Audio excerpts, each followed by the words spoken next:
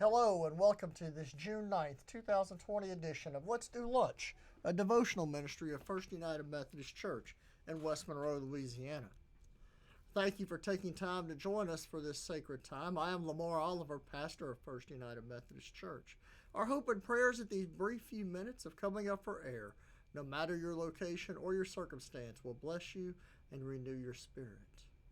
Yesterday, I sent what might at first blush be a most inappropriate or insensitive email to our congregation, talking about how now is a great time to be alive. Seriously, now is a great time to be alive. It may not seem that way based off what you see wherever you get your information, whether from reputable sources, social media, or your brother's ex-wife's, sister-in-law's, third husband's cousin who is twice removed.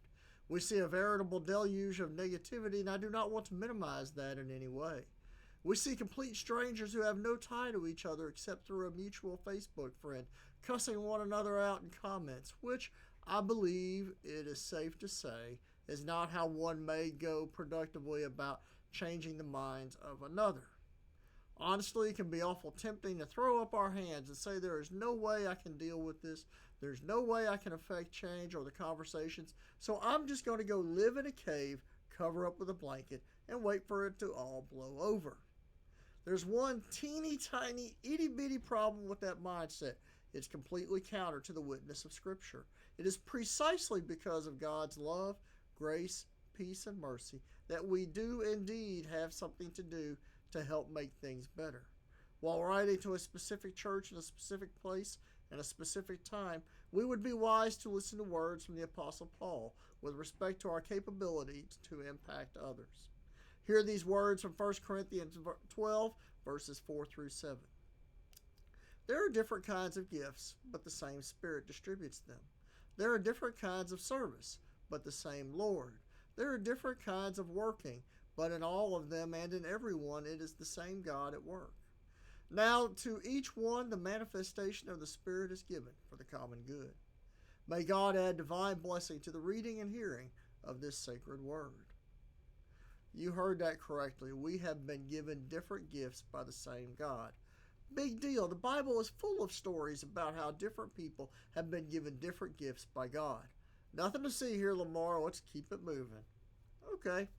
I will. What I want to encourage you to focus on today is not the negativity that is permeating so much of our society.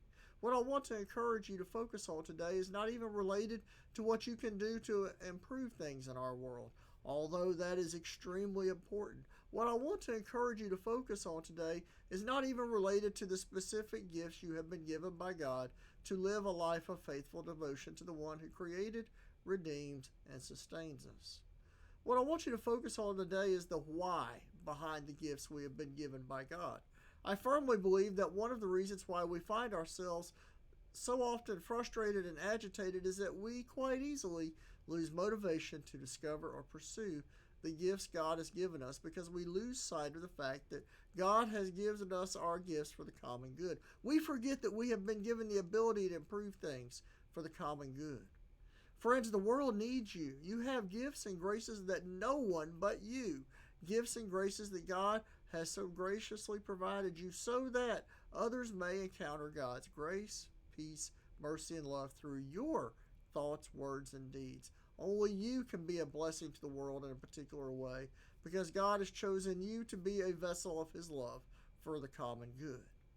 It is so easy to get discouraged and dismayed at times like these. Please do not stay in that place.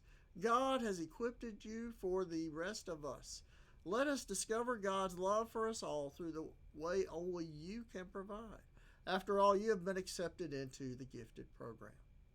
And now may the Lord bless you and keep you. May the good Lord make His face to shine upon you and be gracious to you.